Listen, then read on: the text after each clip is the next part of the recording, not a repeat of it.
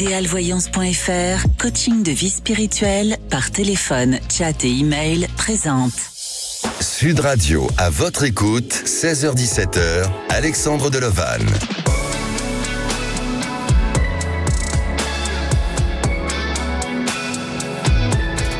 Bonjour à tous, alors je suis heureux de vous retrouver et de vous accompagner durant cette heure dans votre émission À votre écoute, et j'espère que votre week-end vous a été profitable. Alors c'est vrai que le soleil nous a gâtés ces derniers jours avec ces phénomènes d'aurore boréale, et ça a été un spectacle assez magnifique et rarissime. Alors si vous avez des interrogations sur votre devenir et que vous souhaitez poser des questions, c'est le moment d'en profiter. Au 0826 300 300, vous pouvez nous joindre aussi depuis notre adresse de contact à votre écoute @sudradio.fr. Sud Radio, à votre écoute, Alexandre Delovan. Et comme tous les jours, on démarre notre émission avec notre première auditrice. Aujourd'hui, c'est Laetitia. Bonjour Laetitia. Bonjour Alexandre. Bienvenue sur Sud Radio. Merci. Alors Laetitia, vous avez 55 ans, vous êtes de Marseille, vous travaillez dans le domaine de la santé. Oui, c'est ça. Et vous posez des questions concernant votre couple. Tout à fait. En fait, après 35 ans de vie commune, nous venons de nous séparer. Parce qu'une indifférence s'est installée de son côté et que je ne l'ai pas supportée. Donc c'est moi qui ai provoqué la rupture. Alors, je l'ai provoqué en espérant, je pense, une réaction qui n'a pas eu lieu. Et je voudrais savoir ce que vous voyez dans les mois à venir. Alors, pour nous, je ne suis pas convaincue qu'on voit grand-chose, mais en tout cas pour moi, voilà. D'accord. Quand vous parlez d'indifférence, de quelle indifférence s'agit-il ? On avait des vies parallèles. Voilà, on n'avait plus les mêmes cercles d'amis, il y avait plus de vie de couple en fait. Voilà, c'était pas de méchanceté, pas de dispute, mais chacun faisait un peu sa vie. Enfin, lui notamment, jusqu'à maintenant, n'avait pas d'amis personnel, voilà. Il a rencontré lors de séances de sport un groupe d'amis avec lequel il a commencé à faire beaucoup de choses. Moi, je n'y étais pas incluse, et j'ai eu l'impression que ça nous éloignait. Donc, j'en ai plusieurs fois abordé le sujet, et en fait, pour lui, tout allait bien. Sauf que moi, je le ressentais pas du tout comme ça. Et par manque de discussion, par manque de communication, un jour, j'ai quitté la maison. D'accord. Et ce problème que vous avez vécu au quotidien et cet éloignement, parce que je pense que de faire un petit peu sa vie chacun de son côté, c'est aussi... C'est normal, oui, voilà, et il y a un éloignement qui s'installe. Ça fait combien d'années que vous êtes dans ce mode de vie, dans ce fonctionnement-là de vie ? Je pense que ça doit faire 2 ans. 2 ans. Alors ça s'est aggravé les 6 derniers mois, voilà. Mais ça fait à peu près, en y réfléchissant, ça doit faire 2 ans à peu près. Il n'y a pas eu un événement auparavant qui a cassé, qui a un petit peu cette énergie du couple, ou il n'y a pas eu un événement extérieur qui aurait pu fragiliser le couple? Parce que je vous pose cette question-là, c'est ce que je ressens. C'est-à-dire que à la fois j'entends et je comprends que un couple peut avec le temps se fatiguer, s'user, et que les choses s'installent dans une routine, dans un quotidien, et qui amènent justement à s'éloigner de l'un et de l'autre, mais ou dans le cas contraire, parfois il y a des couples qui se rapprochent, bien sûr, mais en ce qui vous concerne, on dirait que de son côté, aurait-il eu un événement qu'il a mal vécu? Oui, voilà. mais événement qu'il a mal vécu, lui. Qu'il a mal vécu, voilà, lui. Alors il y a 2 ans, effectivement, on avait déjà eu une première crise comme ça. Au tout début de cette indifférence, voilà, où j'ai un caractère assez tempétueux, on va dire ça comme ça, où j'avais exigé que ça rentre dans un cadre qui me convenait mieux. On avait eu une petite période de flottement, et après je pensais que ça s'était arrangé, voilà. D'accord. À après, non, d'événements extérieurs. Pas que je sache, en tout cas, voilà. Je vous avoue sincèrement que... ou qui n'ont pas été exprimés de sa part. Alors, il s'exprime très peu. Ça a toujours été, de toute façon, son caractère. Nous étions séparés une première fois il y a un peu plus de 20 ans, pour les mêmes raisons. D'accord. Quelques mois. Avec la même indifférence, etc. Et au bout de quelques mois, il était revenu à arriver à nous renouer un dialogue en fait qu'on n'avait plus, et nous nous étions remis ensemble à l'époque. D'accord. Et en fait, c'est exactement ce qu'on vit avec 21 ans d'écart, voilà. D'accord. Il est toujours en activité professionnelle? Oui, il est toujours en activité. Il y a 2 ans, est-ce qu'il n'y a pas eu des événements justement par rapport à son activité qui l'a amené à être dans une notion d'inquiétude, de soucis, de repli sur lui-même? Non. Bon, mais en tous les cas, j'ai l'impression qu'il y a une période où chez lui, il a vécu une certaine forme de fragilité émotionnelle et qui n'a peut-être pas été, je dirais, exprimé, verbalisé, mais qu'il a eu, enfin, ou en tous les cas, ça a donné des conséquences au couple et à la situation dans laquelle vous êtes aujourd'hui. Alors, pour moi, je sens que chez cet homme, il a un rythme de vie qui est très différent du vôtre. C'est-à-dire que même si vous avez 30 ans de vie commune, c'est bien ça, hein, un peu plus de 30, un peu plus, voilà, 35. Il a malgré tout un rythme de vie qui est très différent, et ces rythmes de vie sont véritablement en décalage avec le temps. Ça devient de plus en plus difficile pour lui. C'est-à-dire que je sens que chez vous, vous êtes une femme qui a envie d'avancer, qui a envie de prendre des choses en main, qui a envie de mouvement, de changement, d'évolution. Et lui, je le sens, si vous voulez, freiné par tout ça, et au contraire être dans le repli sur lui-même. Et j'aurais une image un petit peu vous voyez, si je devais faire peut-être, ou avoir donné cette notion de métaphore d'un oiseau qui vole et qui surplombe un lieu et qui a envie de changement et de liberté, et puis lui au contraire être plutôt dans une habitation enfermée chez lui et isolé. Vous voyez, c'est vraiment ce que je ressens. L'image est tout à fait juste. D'accord. Et c'est pour ça qu'aujourd'hui vous êtes véritablement dans une fragilité, dans une difficulté.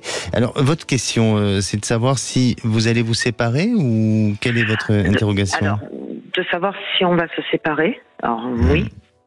Et je le pense sincèrement, et surtout de savoir comment moi je vais évoluer, parce que j'avoue que ça m'est très compliqué la situation là. J'ai l'impression, pour reprendre votre métaphore, l'oiseau s'est écrasé au sol. Voilà, parce que je ne pensais pas que cela finirait comme ça. Voilà. D'accord. Mais sincèrement, Laetitia, vous aimez encore un peu votre mari? Je n'en sais rien. Non, c'est vrai. Je ne sais pas. D'accord. J'étais dans une vie qui me semblait quasi parfaite, voilà. Mais effectivement, cette métaphore que vous avez utilisée est tout à fait juste. J'étais plus bien les derniers temps parce que il avait tendance à se replier de plus en plus. Après, je pense que j'y tiens encore. Oui, je pense. Je crois. Alors après, c'est normal. Oui. Un couple qui a plus de 35 ans de vie commune, eh bien, forcément s'installe un attachement, évidemment. Ouais. Mais je crois qu'il y a encore un petit peu de sentiment. Mais vous avez besoin de vivre. Et aujourd'hui, votre relation est toxique. Je ne parle pas de lui. Je dis pas que votre mari est toxique. C'est la relation qui devient toxique. Pourquoi? Parce que elle ne donne pas l'oxygène nécessaire pour pouvoir vivre ce que vous avez envie de vivre. Et je pense que ça passe par effectivement une séparation.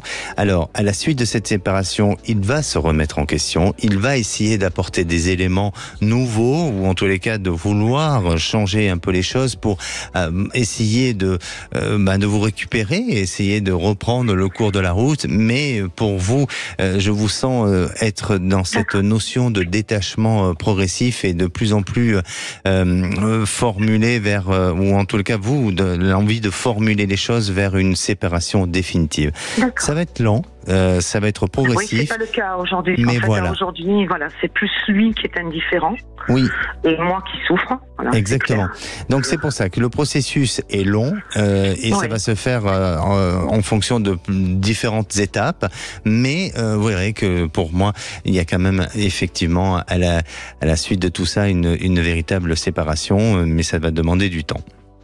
D'accord. Et pour moi, un avenir plus radieux? Évidemment, Laetitia, oui, un avenir plus radieux. Alors, je dirais que votre vie avec votre mari a été aussi, vous avez vécu ensemble des moments radieux. Je pense qu'il va essayer de vouloir montrer quelques efforts, même si aujourd'hui il reste indifférent, mais il va montrer quelques efforts.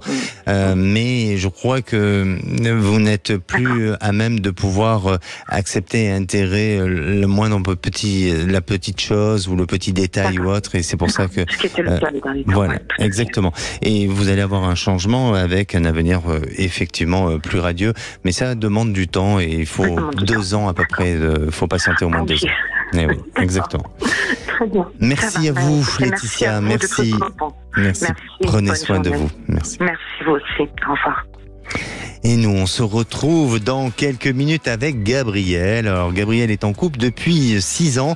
Il pensait que c'était la femme de sa vie, mais depuis 3 mois, maintenant, rien ne va plus. Il sent qu'il est en train de la perdre. Alors, va-t-il pouvoir la reconquérir? On en parle juste après, le temps d'une pause. Ne bougez pas. Sud Radio, à votre écoute, 16h-17h, Alexandre Delovanne. Et de retour sur Sud Radio, merci d'être à l'écoute de votre émission. Alors c'est le moment pour témoigner et pour poser toutes vos questions au 0826 300 300. Et avant de retrouver notre prochain auditeur Gabriel, c'est le moment du saviez-vous. Alors le saviez-vous, dans la relation de couple, savoir écouter son partenaire est tout aussi important que d'apprendre à communiquer avec lui. Dans la définition du verbe communiquer, il y a l'idée de transmission et aussi de donner. On dit qu'en moyenne, un couple se parle en tête-à-tête 32 minutes par jour. Alors, est-ce que vous parlez autant par jour ou est-ce que vous parlez plus, moins? N'hésitez pas à venir témoigner et à poster tous vos commentaires sur le groupe À votre écoute sur Facebook. Et à présent, j'accueille Gabriel. Bonjour Gabriel. Bonjour Alexandre. Bienvenue sur Sud Radio. Merci beaucoup. Alors, Gabriel, vous avez 46 ans, vous êtes boucher et vous appelez de Toulouse. Oui, c'est ça. Et depuis 6 ans, vous êtes en couple. Oui. Alors, de ce que j'ai comme information, c'est que vous pensiez que c'était la femme de votre vie. Et aujourd'hui, vous vous posez des questions sur l'avenir de votre couple parce qu'il y a depuis 3 mois, eh bien les tendances changent un petit peu dans la relation du couple et dans le climat du couple aussi, du quotidien. Racontez-nous un petit peu déjà comment vous êtes rencontrés avec votre compagne. Est-ce que vous avez des enfants? Comment vous avez vécu cette histoire jusqu'à présent et quels sont les problèmes et les difficultés que vous rencontrez? Alors ma compagne, c'est elle qui est venue me rencontrer sur mon lieu de travail. À l'époque, j'étais exploitant agricole et elle est venue voir juste les animaux. Puis on a sympathisé. Puis après, on a commencé notre vie commune. J'étais encore en train de faire les plans de la maison et quand je l'ai rencontrée, j'ai agrandi la maison. Du coup. Pour elle? Oui, pour elle, oui. D'accord. Pour elle et pour son activité professionnelle aussi. Et du coup, après, on a eu une fille ensemble qui a un peu plus de 3 ans. Et du coup, maintenant, moi, je suis pas quelqu'un de très communicatif. Je communique pas beaucoup, justement. Et elle, c'était quelqu'un qui communique énormément. Et souvent, quand elle me dit des choses, des fois un peu, j'allais dire méchamment, non, c'est pas méchamment, mais quand elle me dit des choses, des fois, je les prends sur moi et je garde sur moi. Et j'ai du mal à avoir de la communication. D'accord. Alors, est-ce que vous faites partie justement de ces couples qui arrivent à discuter en tête-à-tête? Je parle en tête-à-tête, pas forcément des problèmes du quotidien, mais en tête-à-tête 30 minutes par jour? De mon côté, je dirais non. Elle aimerait parce qu'elle communique beaucoup, mais moi, personnellement, non, je suis pas quelqu'un de très communicatif. J'essaye d'arranger ça, mais... Pourquoi vous n'êtes pas communicatif? Alors je pense, et bien sûr que ça fait partie d'une personnalité, ça fait partie aussi de l'éducation que vous avez reçue, mais est-ce que vous avez peur de certaines réactions, de certains retours, de certains comportements? Est-ce que c'est cela qui pourrait expliquer que vous ne soyez pas communicatif aujourd'hui? Un petit peu, oui. Un petit peu. Ouais. Et je vais vous poser une autre question parce que c'est ce que je ressens aussi. Avez-vous des complexes? Non, complexe non. Au niveau sexuel, personnellement, j'ai pas trop d'expérience à ce niveau-là. Et après... D'accord. Et justement, est-ce que vous, par rapport, et on y vient, c'est pour ça que je prends un chemin assez délicat, mais mais justement, est-ce que pour vous, d'avoir une sexualité où ça manque d'expérience, alors ça veut rien dire l'expérience, on peut avoir beaucoup d'expérience et être pas forcément en osmose avec le ou la partenaire, ça je crois que c'est pas une question d'expérience. Mais est-ce que pour vous, d'avoir ce manque d'expérience ou autre, ça vous met un peu mal à l'aise et vous vous sentez pas toujours en pleine forme ou en tous les cas au top de votre couple par rapport à ça? Il y a ce problème-là au niveau sexuel. Après, il y a le problème de communication aussi, parce que je suis pas quelqu'un de communicatif. Et hier, on a eu une discussion un petit peu, parce qu'il y a quelqu'un qui a mis un peu le bazar un peu dans notre couple. Et du coup, qui mettrait un peu le bazar dans notre couple. Et hier soir, on a eu une discussion avec ma compagne qui me dit, mais finalement, on a quand même construit beaucoup de choses ensemble et j'aurais envie que notre couple continue. Mais elle sait pas trop encore si elle veut continuer avec moi ou si elle veut avec une autre personne. D'accord. Elle a déjà un regard posé sur une autre personne? Au départ, c'était amical pour eux et elle me dit ça commence un peu à devenir un peu sentimental et moi c'est plutôt le contraire. C'était sentimental et maintenant ça commence à devenir un peu amical. Mais elle est un peu je vais à droite ou je vais à gauche, elle sait pas. Elle sait pas trop. D'accord. Donc, ce que vous êtes en train de me dire, c'est que tous les deux, vous avez des relations extérieures, extra-conjugales, c'est ça? Non, pas du tout, ouais. Ah, pas du tout. Non, pas du tout. Non. Alors, pas ça, pardonnez-moi si j'ai... Elle est assez franche à ce niveau-là et elle est assez réglo. Non, tant qu'on est en couple, on est en couple. Si jamais elle doit faire quelque chose avec une autre personne. Alors, quand vous parlez de relations, parlez de relations sentimentales et qui va vers un côté amical, c'est par rapport à elle, vous voulez dire? Oui, par rapport à elle. Ok, pardonnez-moi, j'ai pas compris. Non. Ok. Et la discussion que vous avez eue hier avec cette personne qui était...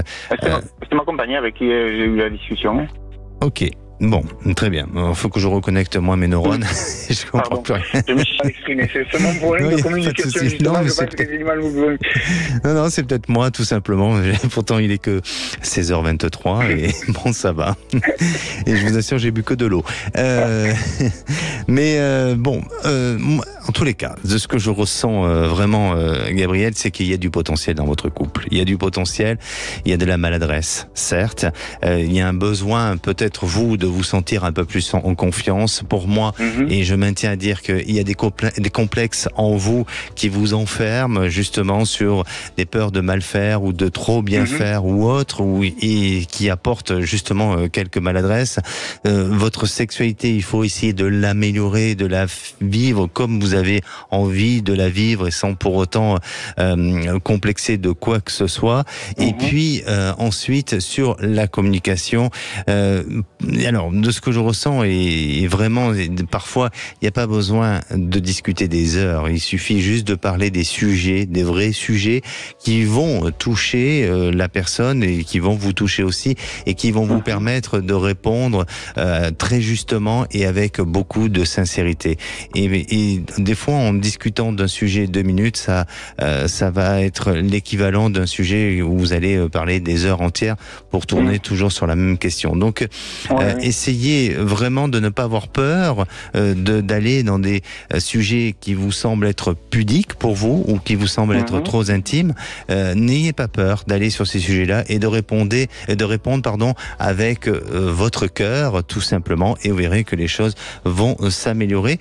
Parce que, et ce que je retiens, et vraiment ce qui fait résonance par rapport à votre compagne et à votre histoire, c'est ce qu'elle vous a dit hier. C'est-à-dire que vous avez quand même construit beaucoup de choses ensemble, et ça veut dire que elle a envie, elle, de donner encore des possibilités et du potentiel pour que ça fonctionne. Et puis vous, la démarche que vous avez aujourd'hui, elle est dans une démarche et dans une volonté d'aller plus loin, et je pense que vous avez toutes les capacités d'y arriver.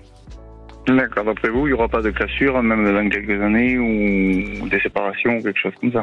Pour l'instant, parlons de quelques mois, et allez, des 2 ans à venir. Après, dans 2 ans, on se rappellera, d'accord? D'accord, oui, ça va. Mais vivez votre moment présent. C'est important de gérer le moment présent pour pouvoir gérer son futur. D'accord. Merci à vous, merci Gabriel. Beaucoup. Prenez soin de vous. Merci beaucoup, vous aussi. Merci, au revoir. Et à présent, vous avez un doute, vous avez des questionnements, que ce soit d'ordre intime ou professionnel, ou bien sur d'autres sujets familiaux, eh bien, n'hésitez pas. Un seul numéro, c'est le 0826 300 300. Nous, on se retrouve dans quelques minutes avec Laura. Alors, Laura, elle est prof, ou elle a été prof d'espagnol auparavant, et pendant 20 ans. Et à la suite d'un burn-out, elle a décidé de quitter ce secteur. Elle songe à 3 secteurs d'activité, lesquels s'agit-il? Ne bougez pas, on le saura juste après le temps d'une pause. Alexandre Delovan. Et oui, que le temps passe vite. Alors bienvenue à tous ceux qui nous rejoignent. Nous sommes en direct. Appelez-nous pour poser toutes vos questions. Un seul numéro, le 0826 300 300. Et au standard, on me dit que ça sonne beaucoup. Donc allez-y, faites-le. On a encore une bonne demi-heure devant nous. Et à présent, on accueille Laura. Bonjour Laura. Bonjour Alexandre. Vous allez bien Laura? Ça va bien, merci beaucoup. Merci. Bienvenue sur Sud Radio, Laura. Vous avez 49 ans, vous êtes enseignante à Toulouse. Oui. Et alors, je disais auparavant, avant la pause, que vous avez été prof d'espagnol, mais vous l'êtes peut-être toujours encore un peu, non? Oui. Oui, exact. Et vous avez fait un burn-out. Alors oui, j'ai fait un burn-out, on peut l'appeler comme ça, ça faisait quand même plusieurs années, que je souhaitais quand même peut-être changer d'environnement, changer d'activité aussi, parce qu'après 20 années, ça commence. Et qu'est-ce qui pourrait expliquer que vous êtes arrivé à un trop-plein? Est-ce que alors déjà ce burn-out, est-ce qu'il a été lié à votre activité professionnelle ou est-ce que ça a été lié à des événements extérieurs? Je pense que l'activité professionnelle, au bout d'un moment, a été quand même assez fatigante et pas mal de stress également.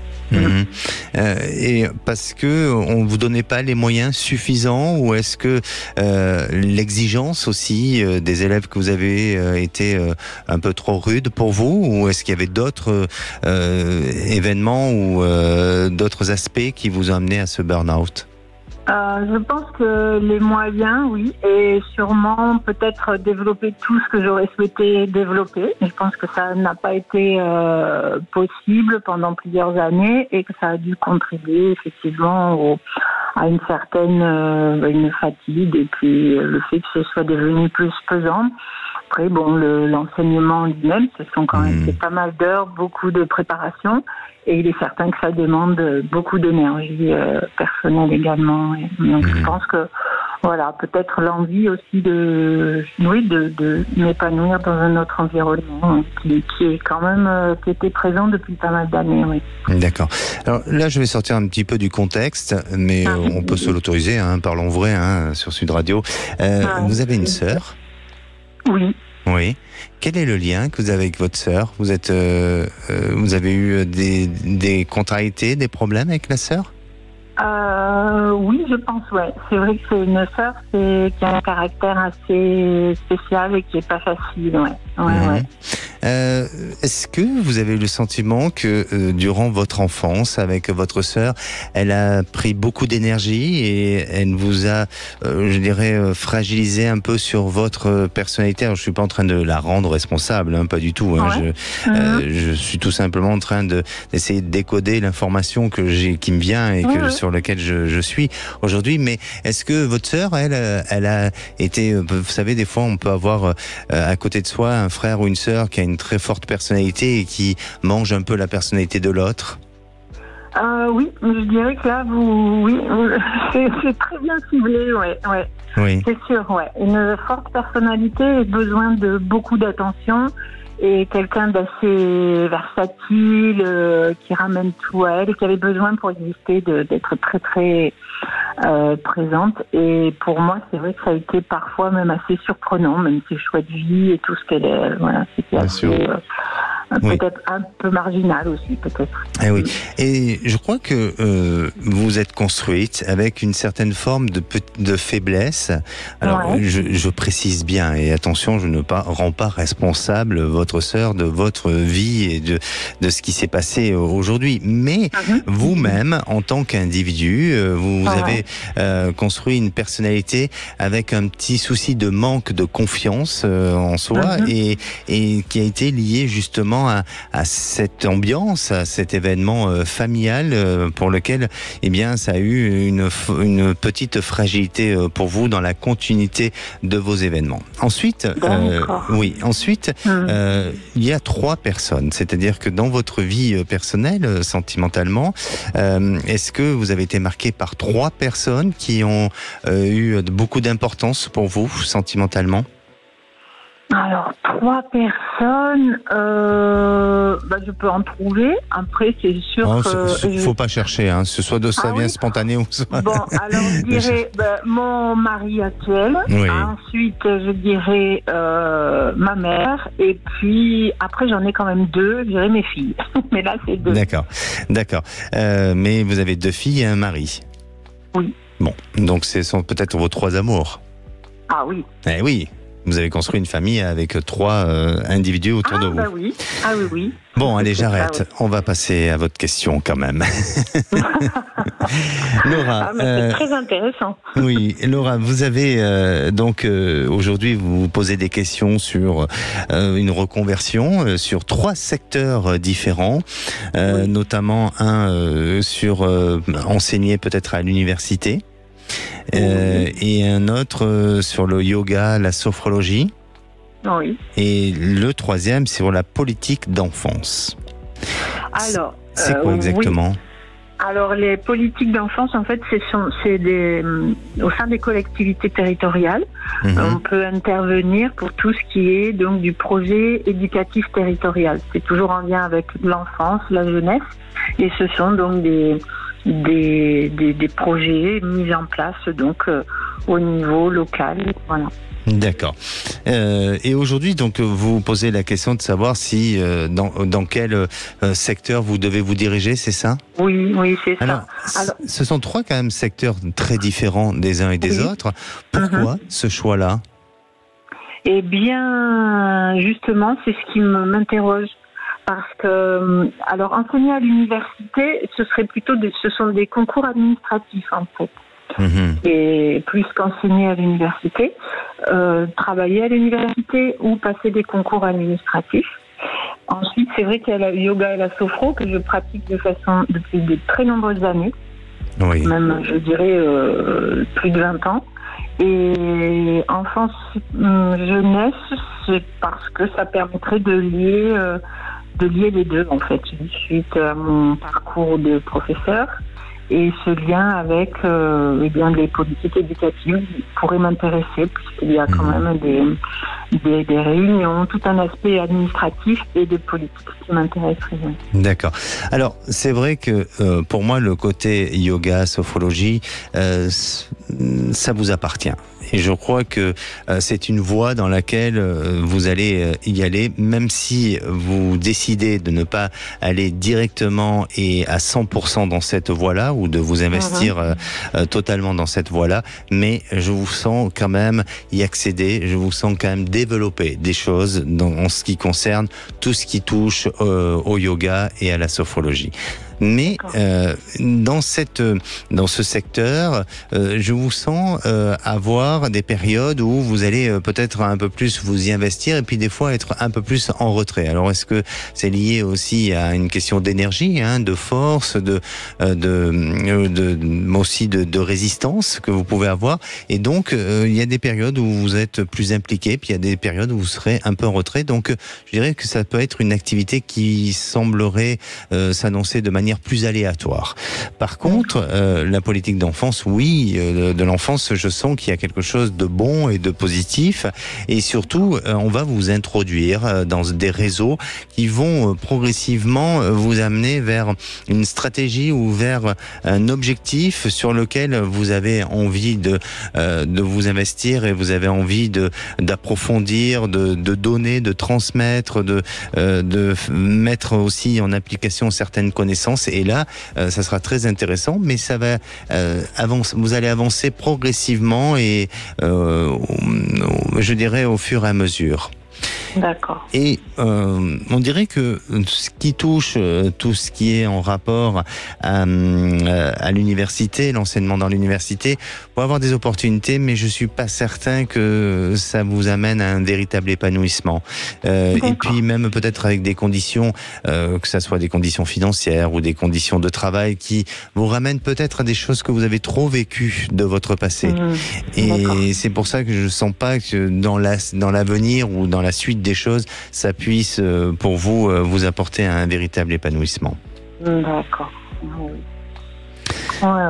Je trouve vraiment, oui, ça me fait, c'est bien d'entendre ça de votre part, parce que ça vient, oui, conforter des sentiments que j'ai, à ce sujet-là, et des questionnements, mais aussi, oui, je passe beaucoup de l'un à l'autre tout en tergiversant beaucoup.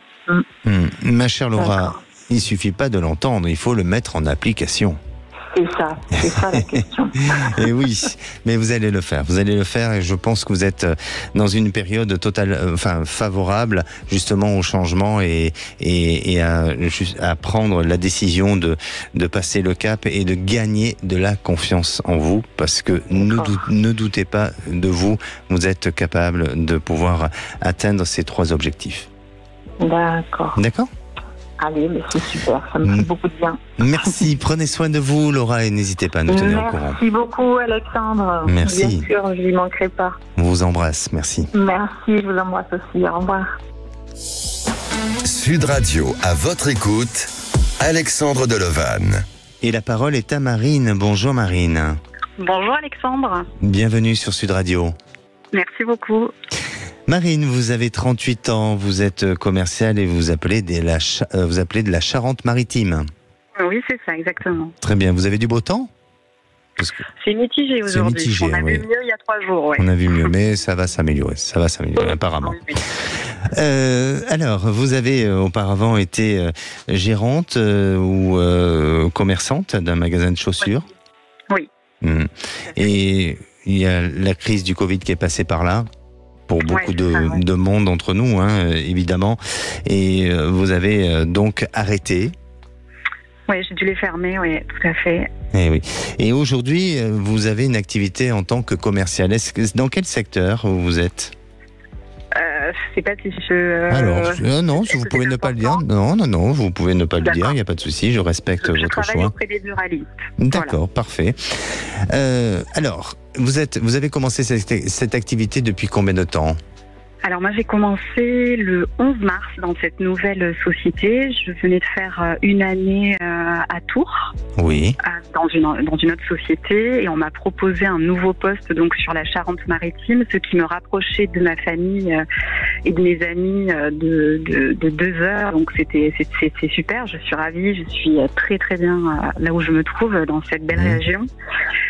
Mais voilà, j'ai commencé le 11 mars, on a des objectifs plutôt costauds, je m'en sors pas trop mal, mais j'ai besoin d'avoir de la visibilité, j'ai besoin de votre ressenti en fait pour savoir si je suis au bon endroit, si la société dans laquelle je suis, je vais y rester, voilà. Ce que vous pouvez voir par rapport à ça, s'il vous plaît. Alors, c'est très étrange, Marine, parce que pour moi, je ne vais pas détourner votre question, hein, pas du tout. Je vais y répondre, évidemment. Mais je sens que la problématique se pose autrement et différemment. C'est-à-dire que j'aurais tendance à vous poser cette question, est-ce que vous êtes heureuse aujourd'hui ?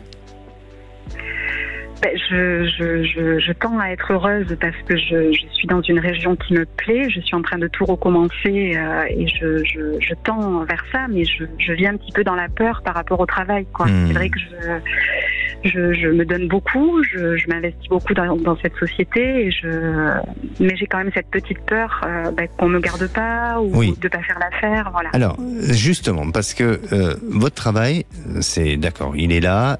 Aujourd'hui, vous avez un travail. Il n'y a pas de menace ou en tous les cas d'événements majeurs qui tentent à penser que demain vous n'avez plus de travail. Donc, enlevez-vous cette pensée négative que vous avez et qui vous parasite. Et aussi enlever toutes ces peurs qui tournent autour de vous. Et moi, je pense et de ce que je ressens chez vous, c'est que vous devez travailler sur votre bonheur. Et votre bonheur, c'est quoi ? C'est à nouveau ce que vous êtes en train de mettre en place, de construire au quotidien et de vivre les choses dans le moment présent et au fur et à mesure. Et arrêtez d'avoir peur de mal faire, arrêtez d'avoir peur de vous retrouver dans une situation d'insécurité, parce que vous savez très bien que par la pensée négative, on peut s'attirer le négatif, et par la pensée positive, on attire le positif. Ouais. Et donc, changez ce mode de pensée et travaillez sur l'existence du bonheur. Et vous verrez que cette existence du bonheur, elle se résume tout simplement à respirer, à inhaler l'air du moment présent, et tout simplement à être heureuse et fière de vous, de ce que vous avez jusqu'à présent pu entreprendre et ce que vous allez pouvoir faire demain. Et c'est tout simplement ça. Et pour répondre à votre question, eh bien, je ne vois pas de danger chez vous. Je ne vois pas de grosses difficultés. Il y aura des difficultés que si vous baissez les bras et si vous renoncez à évoluer et avancer. D'accord, c'est très clair. Voilà. Donc, il faut rester confiante. Oui, je vais rester confiante. Et il faut travailler votre ancrage et surtout chanter le bonheur. D'accord ? Ok. Merci à vous, Marine. Très bonne journée. Au revoir. Merci. Et oui, c'est peut-être à vous de passer à l'antenne de Sud Radio. Vous le saurez si tout simplement vous tentez votre chance en appelant le 0826 300 300. Nous, on se retrouve dans quelques minutes avec Philippe. Alors Philippe vit une relation depuis 9 ans et à ce jour, il est sur le point de divorcer ce mercredi. Il ne pourra plus faire marche arrière et pourtant il sent qu'il a encore des sentiments pour sa femme. Alors quelle décision doit-il prendre ? On revient avec Philippe, c'est juste le temps d'une pause. Sud Radio, à votre écoute, 16h-17h, Alexandre Delevanne. Et de retour sur Sud Radio pour cette dernière partie, avant de retrouver l'Évrevoix, présenté par Philippe David et Cécile de Mélibus. Alors, il vous reste quelques minutes pour passer dans votre émission à votre écoute. Je rappelle le numéro, le 0826 300 300. Et la parole est à Philippe. Bonjour Philippe. Bonjour Alexandre. Bienvenue sur Sud Radio, Philippe. Merci. Vous avez 52 ans, vous êtes de Bordeaux et vous travaillez dans le secteur de l'automobile. Oui. Et voilà, tout simplement. Et vous avez des interrogations concernant votre couple, puisque ça fait 9 ans que vous êtes marié ou vous êtes en couple ? En couple depuis 9 ans, marié depuis 2021. D'accord, donc c'est récent ? Oui, 3 juillet 2021, oui. Et vous avez une date butoir, puisque ce mercredi, vous devez signer des papiers pour signer une demande de divorce, c'est ça? Enfin, en fin de compte, oui, c'est vraiment, là on est donc c'est un divorce par consentement. Oui. Et donc on a fait les papiers chez le notaire. Et là, donc sur les derniers papiers à signer chez l'avocat. Ouais. D'accord. Alors, pour quelles raisons aujourd'hui vous en êtes arrivé à divorcer? J'imagine qu'il y avait un désaccord, une mésentente, mais est-ce qu'il y a eu des événements particuliers, des événements majeurs? La retraite, parce que mon épouse est plus âgée que moi. Oui. Et donc elle est partie à la retraite il y a pratiquement 2 ans. Et c'est ce qui fait que voilà, c'est le désaccord qu'il y a eu sur tout ça. C'est qu'elle veut vivre une autre vie, m'attendre le soir à la maison pour me faire manger ou autre, elle n'a pas envie. Elle aura envie de voyager, elle aura envie de se promener, elle aura envie elle veut pas de contraintes en fin de compte. Et est-ce que vous pouvez pas trouver un accord ensemble pour que elle puisse parfois s'autoriser des petits voyages et puis vous le faire, parce que j'imagine que vous avez aussi un peu de temps en dehors de vos heures de travail et vous avez un peu de temps. Est-ce que il n'y a pas moyen d'agencer ou est-ce que vous souhaitez vraiment divorcer tout simplement? Non, mais ça Alexandre, en vérité, le souci c'est on a eu notre rupture en août l'année dernière. Hein. Oui. Et le souci, c'est qu'aujourd'hui, elle a son appartement où elle était propriétaire. Moi, je me suis acheté un appartement aussi, du coup, de mon côté, qui se trouve à 100 mètres en plus de l'un de l'autre. Mais la vie qu'elle voudrait avoir, elle, ça serait de vivre seule et uniquement profiter de moi pour les bons moments, pour aller au restaurant, pour partir en voyage, pour aller passer une nuit en week-end à l'hôtel. Bon, est-ce que c'est... Et puis, elle, à part ça, elle indique que c'est un couple libre, en fin de compte. Oui. D'accord. Donc, elle veut être libre, elle veut plus de contraintes, en fin de compte. Voilà. D'accord. Et quand vous dites un couple libre, c'est-à-dire s'autoriser aussi à avoir des relations extérieures ou juste exclusif avec vous? Ouais, exclusif, oui. D'accord. Bon. Et vous n'êtes pas OK avec ça? Eh bien, par rapport à mon âge, par rapport, c'est pas ma vie. Elle a dit qu'elle s'est mariée parce qu'elle savait qu'elle pouvait divorcer. Moi, j'ai pas du tout cette vision-là, donc je me suis marié par engagement, quoi. Et j'y croyais vraiment parce que c'est vrai que c'est quelqu'un que, et encore aujourd'hui, je la trouve magnifique. Quand on est ensemble, on est bien aussi. Après, voilà, on n'est pas bien dès qu'on parle de ça, de cette divergence, quoi. Oui. Il y a une question qui me vient. Est-ce que vous divorcez pas un peu trop tôt? Est-ce que cette décision du divorce, c'est qui l'a prise, cette décision? Eh bien, en fin de compte, un peu tous les deux. Elle, au départ, en premier. Après, elle est revenue dessus. Et puis après, c'est moi après qui aura engagé la conversation de divorce parce qu'on n'a pas passé Noël ensemble. On avait prévu un voyage qui s'est pas fait non plus. Donc voilà, quoi. En tous les cas, moi j'ai le sentiment, et je veux pas du tout vous perturber dans votre réflexion et dans votre prise de décision, mais j'ai le sentiment que tout ça est un petit peu anticipé, la décision de divorcer. Mais en soi, ça changera pas grand-chose, parce que vous allez me dire que bon, le divorce c'est pas seulement un morceau de papier que l'on signe, c'est autre chose que ça, parce on parle d'engagement. Mais le sentiment reste le sentiment. Et votre histoire, je la sens pas se terminer. Je sens que oui, vous allez signer ce papier, vous allez avoir ce rendez-vous mercredi et le divorce va se prononcer, mais je sens malgré tout qu'il y a un besoin tous les deux de s'accompagner, il y a un besoin d'aide et d'entraide tous les deux et d'un attachement qui est là, qui est solidaire et qui est au-delà d'une histoire de divorcer ou de pas divorcer.